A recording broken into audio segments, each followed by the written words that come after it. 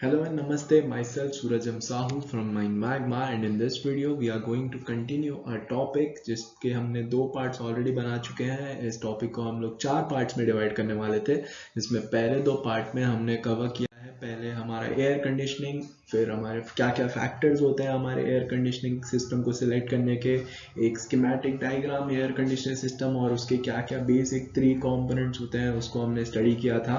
And now we are going to continue this topic. So इस part में हम लोग कवर करने वाले हैं refrigeration plants and components. Refrigeration plant क्या होता है और उसके कंपोनेंट्स क्या होते हैं बेसिक, उसको हम समझने की कोशिश करेंगे। So before we start this video, make sure to like and subscribe and share our channel to get more information about mining. So let us start. So पहले हम रेफ्रिजरेशन प्लांट बेसिकली उसका एक मतलब क्या होता है उसको समझने की कोशिश करेंगे। सो क्या होता है कि जब कभी simple method of controlling a mining climate या फिर एक माइन क्लाइमेट को don't make an effect on mine environment, then we have to go for artificial cooling of the air and this is done by refrigeration of mine air.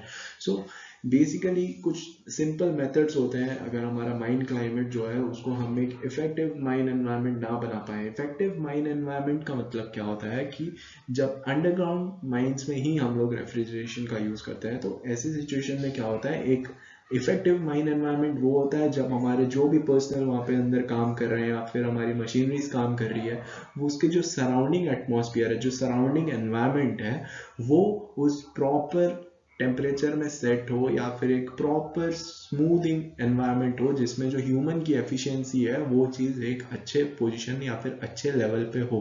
तो ऐसे time पे क्या होता है कि अंडरग्राउंड माइंस जहाँ पे वर्किंग करना इतना टफ हो जाता है, वहाँ पे अगर हम ऐसा एनवायरनमेंट प्रोवाइड कर पा रहे हैं तो उसके वजह से जो इंसान की एफिशिएंसी होती है काम करने की, वो एक काइंड ऑफ लेवल पे बनी रहती है, वो कभी घटती नहीं है। जबकि अगर ऐसा रेफ्रिजरेशन प्लांट या फिर ऐसे सिस्टम हम लोग प्रोवाइड ना करें और without any arrangement, if we are going to do the work, then there will be 100% that the human efficiency will be less. तो ऐसे सिचुएशन को रखने कंट्रोल में लाने के लिए अगर हमारे सिंपल मेथड्स काम नहीं आ रहे हैं तो उस टाइम में हम लोगों को आर्टिफिशियल कूलिंग का इस्तेमाल करना पड़ता है। और आर्टिफिशियल कूलिंग में एक चीज़ है जैसा कि हो गया हमारा refrigeration of mine air.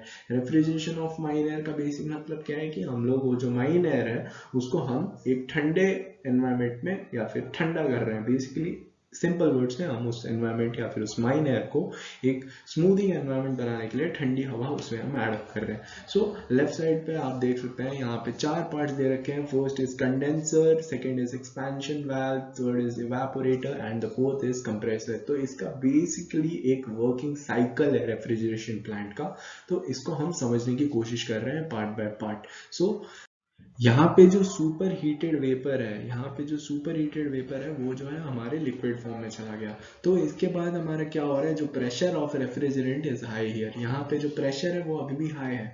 Next क्या हो रहा है कि कंडेंसर से वो जा रहा है हमारे एक्सपेंशन वाल्व में। एक्सपेंशन वाल्व में कैसे जा रहा है, हमारे वो फ्लोट वाला जो पार्ट था, आपको याद होगा शायद, आपको अगर स्कीमेटिक डायग्राम अच्छे से याद होगा तो वहाँ पे एक फ्लोट करके पार्ट था, फ्लोट सेपरेटर।